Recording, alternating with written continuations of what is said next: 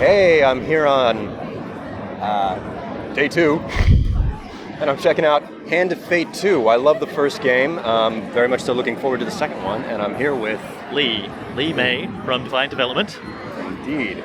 So what can you tell me about the game? What type of improvements or changes? Well, we kept the core game that people loved just as it is. So it's still a deck builder / tabletop RPG with action RPG elements. But we've greatly enhanced our combat.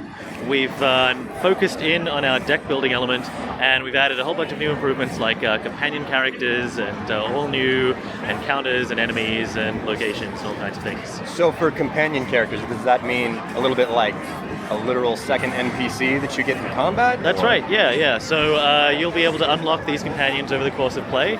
They all have their own storyline, so their cards will get folded into your deck as well. They'll help you out with the board game. They break the rules in your favor, and they also join you in battle. So we have 4 in the release game. We've got 3 in the demo that we're showing today. There's Malaclips, the trickster, who is a bard and a wizard. Colbjorn, the barbarian, who's a massive melee guy, just bristling with knives. And Estrella, who is the most recent one we've added. She's the soldier. She's a duelist. She has very cool hair, and she fights with a pistol and a sword. Right.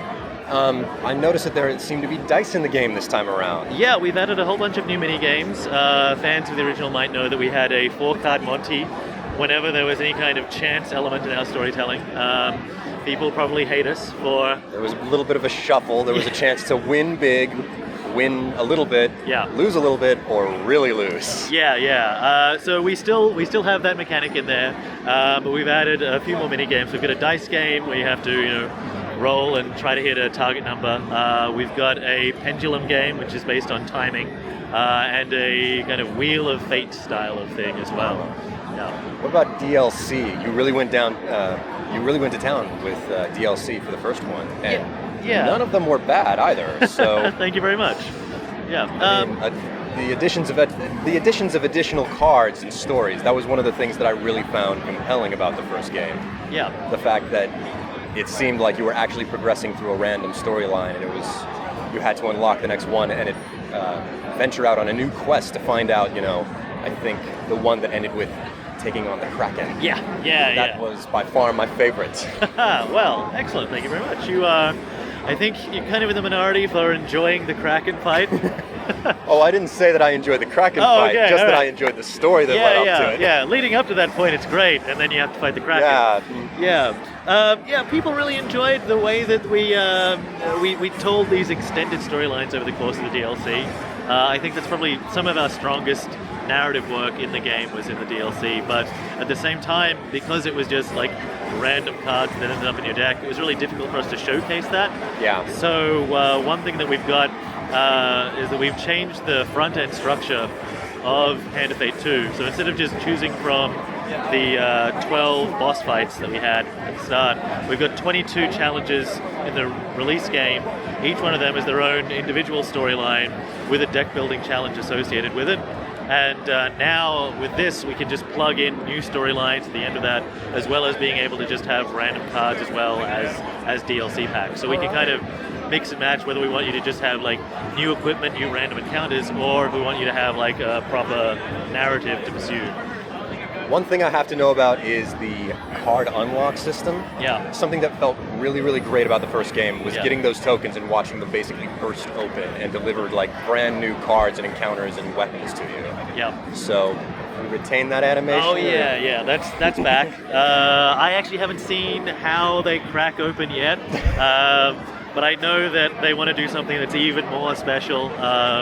We love any kind of animation or any kind of effect that makes the board feel tangible. And the tokens are, they're a massive part of that. So the token system is retained, and no doubt will be even more delicious to watch. What about the story? Because I'm going to be honest, I didn't finish the first one because I just getting to the final boss battle was just throw my controller because I didn't get the right equipment before getting to it. Yeah. No, that's fair. You were in, the majority there. Yeah, but I do know how it ends, despite the fact that I didn't finish it. Right. Yeah. So the story continues on. from the conclusion of the first game, which we'll leave that unspoiled. Okay, so it is a direct continuation. It is, yeah, but it's set 100 years after the conclusion of the first game. So the dealer has been usurped. His power over the game of life and death has been taken away from him, and he is now training up a new heroine to be the instrument of his revenge. So the game that he's actually playing with you is his idea of what the new dealer with the game of life and death has probably done. Ah, yes. Yeah. Pretty sure I know all about what you're talking about. I won't give it away, though. Yeah.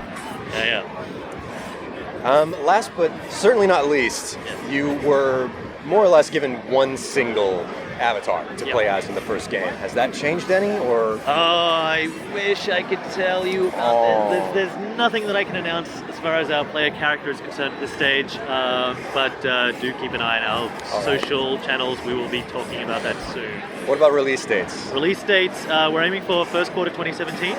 So again, soon? Soon? Yeah. Still no solid date yet? Nothing yet. It's a little bit floaty at the moment. But we're getting very, very close to being able to talk about it and to getting it out into the world. Well, I certainly look forward to playing it myself, and I hope that it is a massive success for you. Thank you very much. Especially if you manage to hit at least as much that you got good in the first game, which was quite a lot. I think we're on the right track. Yeah. Well, very nice talking to you. Absolute Thank you very pleasure. much. And to Fate 2. I'm looking forward.